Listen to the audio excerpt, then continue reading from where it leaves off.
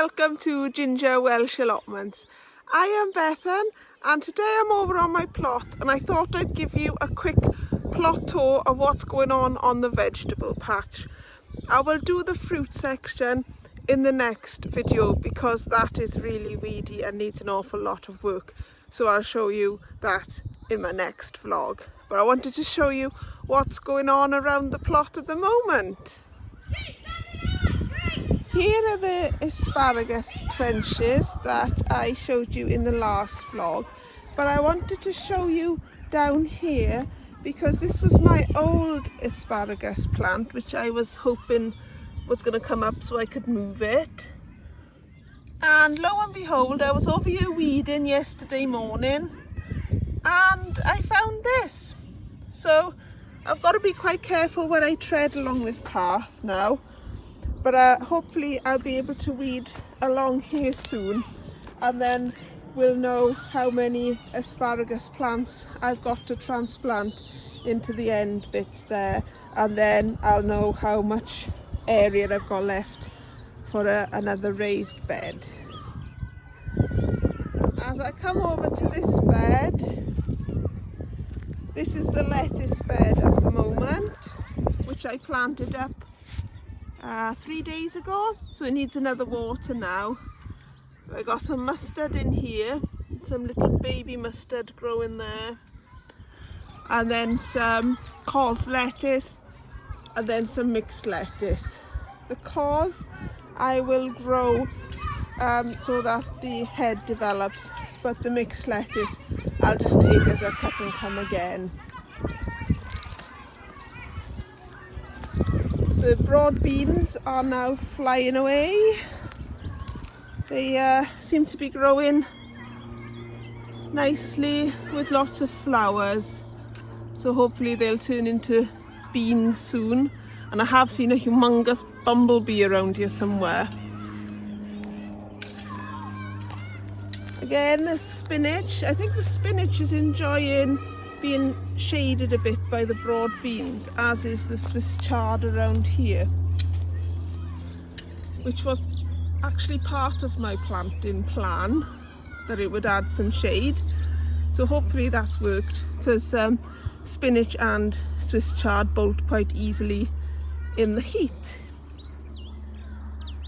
If we come around to this bed, there doesn't seem to be much going on, but this is a parsnip bed and they are just beginning to poke through. I have planted 3 seeds per station essentially, and I will just thin them out as and when they grow. There's not much happening in those 2 rows over there, and that's a different variety, so we'll just have to wait and see. I have got some more parsnip seed, so I can always replant that. In this bed I got my carrots, which are coming through now. So I got a row of carrots, a row of spring onions, another row of carrots. These ones are not coming through that well. These ones are the round carrots. So maybe I'll grow some more. I can see them, but I don't think they're picking up very well on the camera. There's a couple. So yeah, those are the round carrots. There's a bit more down here. My radish is doing very well. And those are heritage carrots over there. And my overwintered spring onion. So I've got a bit more room at the bottom of this bed, but I'm not sure what's going to go in there yet. I think it might be beetroots. In this bed I've got peas going along in a sort of football goal post shape, so a U shape, and then Swiss chard here. Again, I put the Swiss chard in because I thought if the peas grew they might add a bit of shade to the Swiss chard. These went in 3 days ago, the same amount of time as the lettuce, but the peas I sowed direct about 2 or 3 weeks ago now. So I'm pleased to see that they've popped up. And similarly in this bed, I've got peas at the top. They are green, hearse green shaft. The ones in the other bed are Calibra, and just along here, those ones at the end are sugar snap peas. There's some blank space here which I think would be more beetroot and a little bit more Swiss chard. I have got more Swiss chard, but I think I've got enough Swiss chard going on at the moment. My garlic is doing well, but I do need to give all of this bed a really good weed and give it some fertilizer. It's all looking quite weedy at the moment. I think it's going to be a early morning job coming down to weed this bed, and I got shallots at the end, which I think are doing okay. I think the yellow means they could do with a bit more oomph, like a bit more nitrogen or something, but I'm no expert. I was advised to put down some chicken manure pellets, which is what I shall do.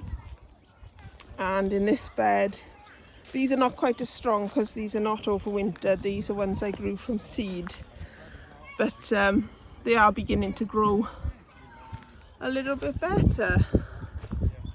And at the bottom, again, there's some garlic down here. And the Germador garlic doesn't seem to have taken off very well at all.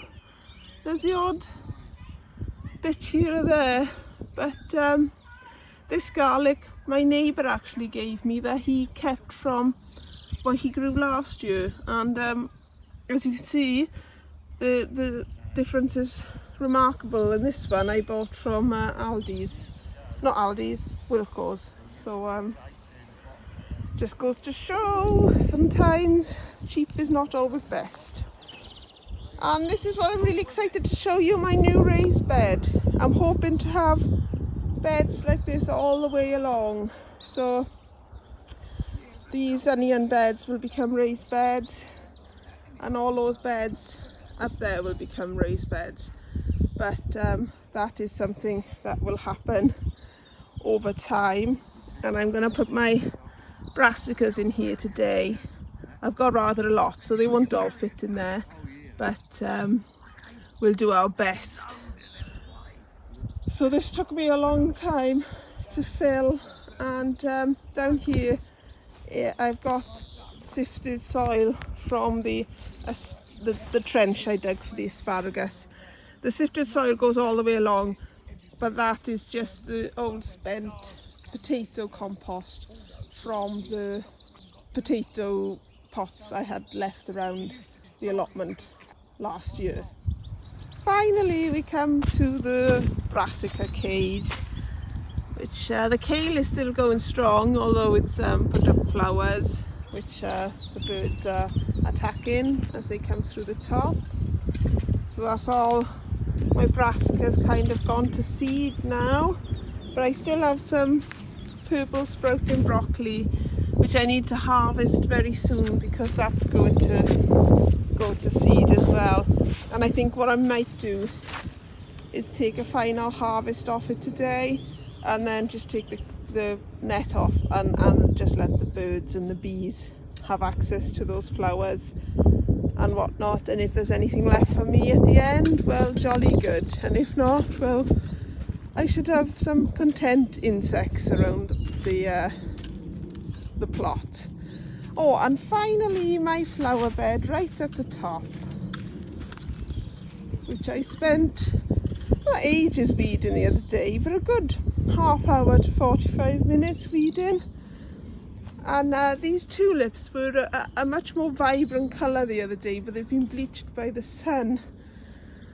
But in there are some daffodils, tulips and foxgloves. So whilst I am hoping to get some more beds in behind me next to those flowers, the priority at the moment is to get my cabbages in. So I'm going to go and get on with that, and I'll show you how it goes once I've done it. And it's planted up. I've got cauliflowers down this end, and all the way up is raw broccoli with 2 broccoli plants right at the end. I've put down a very thick layer of grass clippings, and then I've covered it over.